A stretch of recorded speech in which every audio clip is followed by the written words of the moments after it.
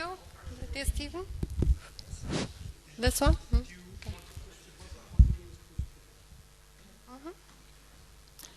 Dear colleagues, according to an ivory diptych kept in the British Museum, Upper Abraham was the 14th bishop of the Diocese of Hiermonthis, the modern Amman in Upper Egypt. Unfortunately, the diptych does not deliver dates, but other documents attest that he was a contemporary of Archbishop Damian of Alexandria, who officiated between 578 and 605. Upper Abraham must have been born about 550 and died at an age of approximately 70 years around 620. It is not known to us when he decided to become a monk, nor when he was nominated abbot of the Der Upper Phoip Ammon, located between Hiermonthis and Medinet Tabu, about 5 miles from the west bank of the Nile. This monastery still remained his home for a while after he was consecrated bishop of Hiermonthis. Because of its remote place, Upper Abraham was demanded to relocate his residence to a more convenient place by Archbishop Damian. The new monastery of Phoip Ammon, which also served as episcopal office, was incorporated on the upper terrace of the temple of Hatshepsut. Oh. Okay, okay. Is it this one? Okay, I try. Thank you.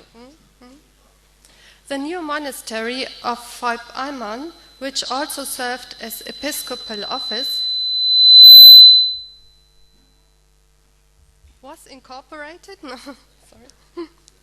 Better? Okay. It was incorporated on the upper terrace of the temple of Hatshepsut, close to the Christian settlement Jima. At the end of the 19th century, it was completely destroyed by the Egypt Exploration Society during a cleansing campaign in the temple. Regrettably, the society did not conduct a stock-taking of the monastery before. However, some photos, plans, and travel reports survived, which had been compiled and evaluated by Władimir Szkodlewski in a publication from 1986. Upper Abraham is well known to historians due to his surviving testament and through his correspondence, of which about 200 documents have been identified until now. These documents are a unique source of episcopal management of an Egyptian diocese at the turn of the 7th century AD and offer insight into the liturgical as well as everyday life of a local church. A portrait of Bishop Abraham of Hiermonthis is preserved in the Sculpture Collection and Museum for Byzantine Art in Berlin. It is one of the most prominent and repeatedly published icons from Christian Egypt of the time before the Arab invasion and before iconoclasm affected the Byzantine world. The portrait was purchased in 1904 by Otto Rubensohn at the Egyptian Antiquities Market for the Egyptian Museum in Berlin. Only 1 year later, it was forwarded to the Department of Early Christian Antiquities in the Kaiser Friedrich Museum, which is now the Museum for Byzantine Art. In the first publication by Oskar Wulff in 1909, it was, for unknown reasons, attributed to Bauwit. This provenance cannot be verified on account of entries in the accession books. The only explanation for Wulff's allocation is, in my opinion, that he must have recognized a certain similarity to the representations of some monks and saints depicted in the mural paintings of the monastery of Upper Apollon. The monastery was excavated shortly before the portrait of Upper Abraham was acquired. The excavation results were already published in 1904 by Clédat and were known to Wulff. A few years later, James Quibell discovered quite similar paintings in the monastery of Upper Jeremiah near Saqqara, and in the following, further comparable material was brought to light. A localization of the portrait to Bawit on stylistic reasons is therefore untenable. Apart from this, there are further doubtful aspects that speak against Bawit as place of origin. They were uttered in a detailed study by Martin Krause. Fortunately, the person shown on the icon is identified by an inscription written in white letters to the left and right of its halo. With the help of an older photograph showing the icon in a better condition, the name Upper Abraham can be reconstructed on the left, while the letters to the right belong to the title Episkopos. The name Abraham does definitely not occur in the preserved episcopal lists from Egypt among the bishops of Hermopolis Magna, the see to which Bawit belonged. Contrary, it appears in connection with the bishops of Hiermonthis. For this reason, the person on the portrait must be identical with the well-known bishop introduced at the beginning. A localization of the portrait to Hiermonthis or its surroundings is therefore most probable. Another find, made in the late 19th century by Eugène Rebaud in a little church to the west of the Luxor temple, can be cited to support this assumption. Rebaud discovered a silver treasure comprising a set of plates, some inscribed with the name of the bishop Upper Abraham.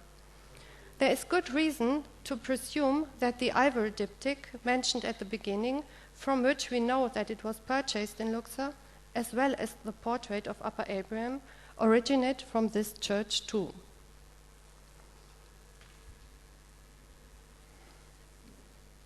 The portrait is painted on a rectangular panel of acacia wood. It measures 36.5 centimeters in height and 26.5 centimeters in width. The painting technique has not been analyzed in detail yet. According to the publication, it is assumed that it was painted in tempera. Tempera was traditionally made of dry powdered pigments, basically mixed with egg yolk as binding medium, and sometimes along with other components such as honey, water, wine, or various plant gums. In Egypt, this technique is well known from the mummy portraits of the Roman and late antique period, where it was occasionally combined with encaustic, a painting method based on beeswax and pigments. Tempera is normally applied in thin layers and dries rapidly. Therefore, it is not possible to achieve a smooth transition between the colors, meaning that the single colors were sharply detached from each other, which makes the pictures appear rather rough. On the other hand, the colors are quite permanent in contrast to oil painting, which darkens by time.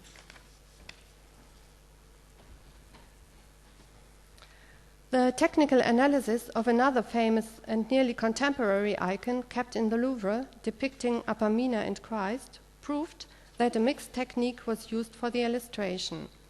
Parts of it were painted in watercolor with a protein binder, others evidently with a wax binder. It cannot be excluded that different painting techniques were combined in the portrait of Upper Abraham as well. However, to get sure, detailed analyses are necessary in this respect. The icon shows the bust of an aged man facing the viewer frontally. He is painted on a brown background, limited by a thick black rectangle, outlined by a reddish-brown frame. The man is presented with a long grey beard and thin, short-cut hair. His face is oval with sunken cheeks. He has a long straight nose and a small mouth with slightly drawn down corners. The most striking are the large almond-shaped eyes arched by thick eyebrows.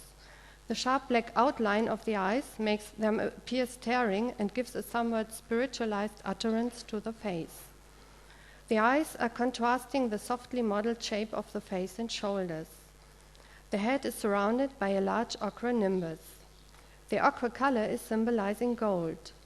To the left and right of the nimbus, traces of the inscription mentioned at the beginning and identifying the depicted as Upper Abraham, the bishop, can be seen. Upper Abraham is wearing a brown, respectively dark purple tunic or dalmatic, and is adorned by an omophorion, the long and bright kinds of scarf belonging to the insignia of a bishop. It is laid around his neck and shoulders, with the ends falling down straight over the breast. The bishop's right hand is raised towards a codex, which he is holding with his unrecognizable left hand.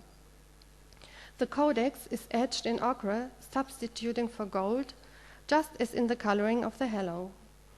The cover is colored brown to imitate leather. It is decorated with alternate round and square cut gems.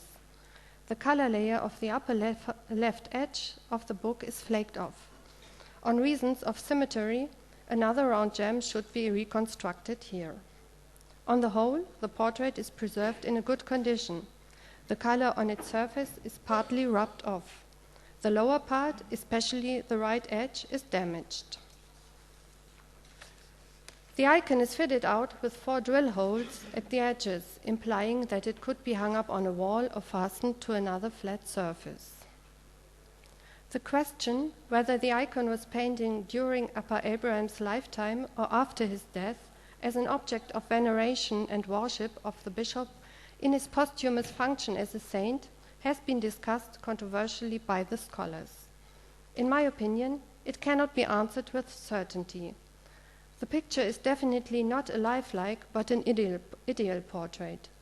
The same type of representation is known from contemporary monastic wall paintings, especially those from Bauit and Saqqara mentioned before, depicting monks or saints. Indeed, their faces are characterized by stereotype stylistic features. They are rendered in strict frontal view, bearded and hallowed. All have oversized, sharply contoured staring eyes in common. However, the monks and saints are not looking like one another. Individuality is given to them in the details. For instance, in the length of the beards, the color and style of the hair, their physiognomy, and their attributes can vary. Some are looking quite friendly, others more severe. Occasionally, these details are sufficient to identify a person when other elements of identification, like inscriptions, are missing, and given that a certain narrative or scenic context is visible. In early Christian times, the Apostle Andreas, for example, is often characterized by his flaming gray hair. In connection with representations of apostles, Peter is rendered as an old man with gray hair, often holding a key, while Paul has almost always dark hair. This brief iconographical excursion was only meant to show that ideal portraits were common during the 6th and 7th centuries. However, it does not help to answer the question when the portrait of Upper Abraham was painted. The fact that Upper Abraham is represented hallowed was occasionally regarded as proof for a posthumous creation. Contrary, Martin Krause argues convincingly that it was quite usual to fit out prominent ecclesiastical people with a nimbus, and that they were already venerated like saints during their lifetime. Like the Roman emperors, especially bishops conceded a right to be portrayed. According to literal sources, to commission a portrait belonged to one of the first official activities of a newly consecrated bishop. These portraits were distributed in his diocese and hung up in its churches as a symbol for the episcopal presence and ecclesiastical power. The portrait of Bishop Abraham of Hiermonthis is the only sample of such icons that survived from early Christian times in Egypt so far. If it was actually painted on occasion of the assumption of his episcopate, it could be dated between 519 and 600. Even if it was painted after the bishop's death, it belongs to the small group of art objects that could be dated to a limited period with certainty.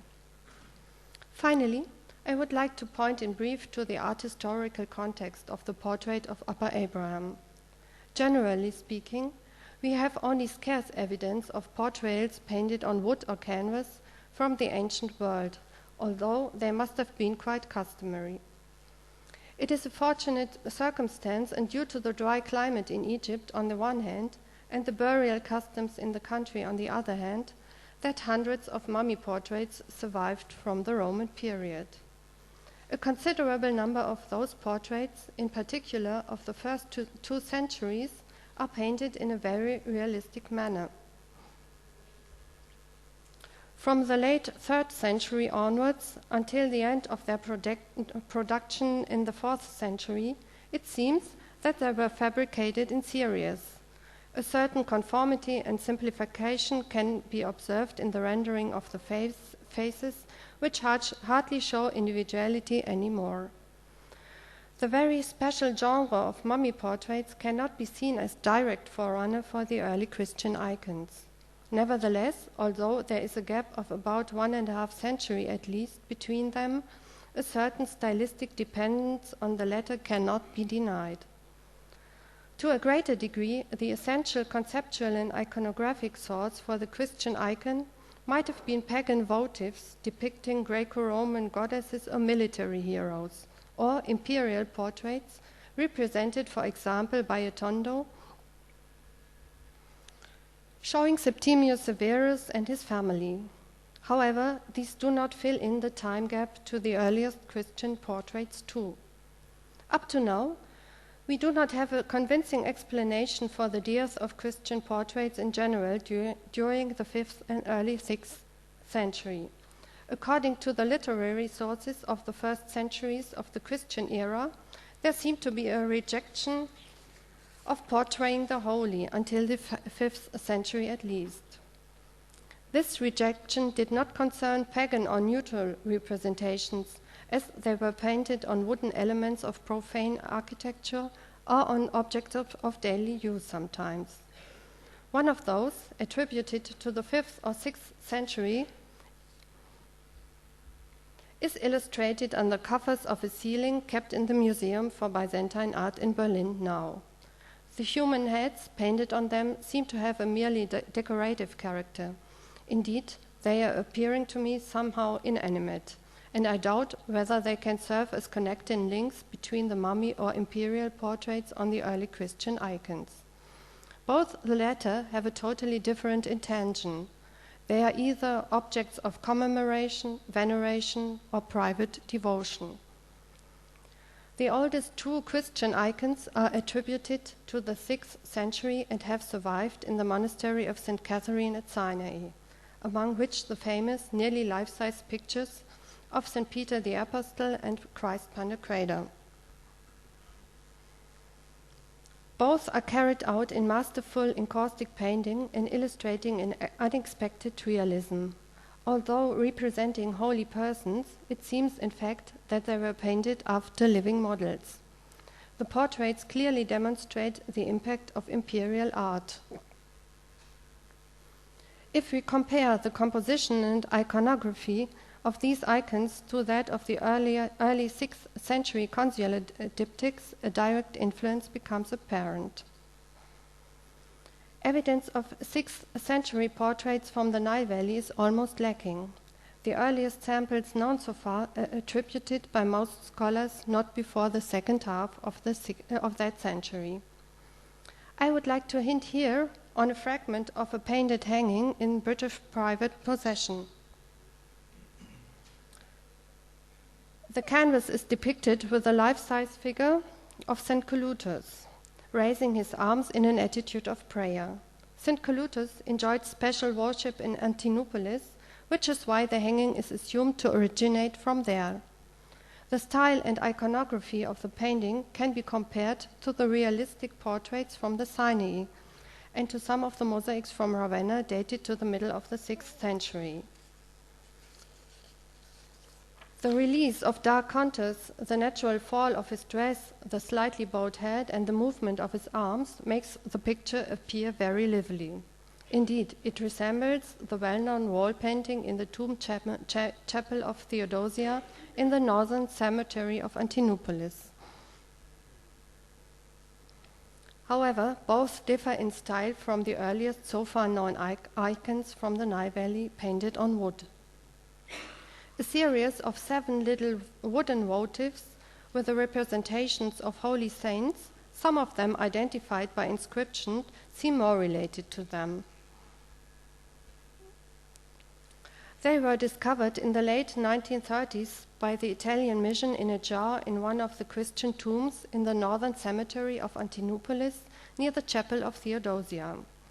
All are painted in a fluent mode by a trained hand, and even though executed on a minimized scale, show a stylistic resemblance in particular to the wall paintings to Saqqara, Bawit, and to the icon of Upper Abraham as well. However, the latter appears more static and less vivid due to its function as official portrait, while the small votives seem to express the private devotion of a faithful Christian. The portrait of Upper Abraham belongs into the same chronological frame and showing corresponding stylistic features, like the well-known large-sized icon of Upper Mina and Christ from Bawit, preserved in the Louvre and mentioned at the beginning.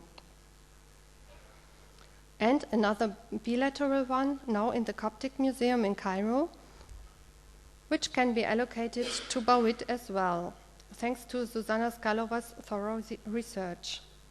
From the latter, only one half is preserved, representing a figure of the military saint Theodore on one side and the bust of Archangel Gabriel on the other.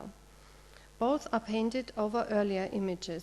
Originally, this icon must have had nearly the same size than that of Upper Mina and Christ, that is, about 60 centimeters in square. Some lesser-known icons attributed to the same time can also be compared to the portrait of Upper Abraham. One of them is preserved in the Bibliothèque Nationale de France and showing a portrait of Mark the Evangelist. Two others, with the portraits of monks, again originating from the Upper Apollo Monastery, are kept in the Newark Museum and in the Musée des Jacobins in Auch. Concluding, it can be stated that the portrait of Bishop Abraham, produced about 600, must be seen in the same historical and artistic context as the early Sinai icons. They all demonstrate the compositional and iconographic influence of imperial portrayal spreading out from Constantinople and uttered respectively through the consular diptychs. The style of the icon of Upper Abraham perfectly fits in the series of representations of apostles, saints, and monks known from contemporary monastic wall painting in Egypt and executed by local artisans. The same style is attested by an accessible number of portraits painted on wood which were found in Egypt. They cannot be regarded as true lifelike portraits, but rather as ideal images, occasionally depicted with individualizing attributes, and thought as sacred symbols of veneration and worship for those seeking for salvation and help. The icon of Abraham of Hiermonthis is the only surviving official portrait of a bishop from the time before the Arab conquest known so far, and for this reason takes in an exceptional position among the 6th and 7th centuries portrait from the Nile Valley. Thank you for your attention.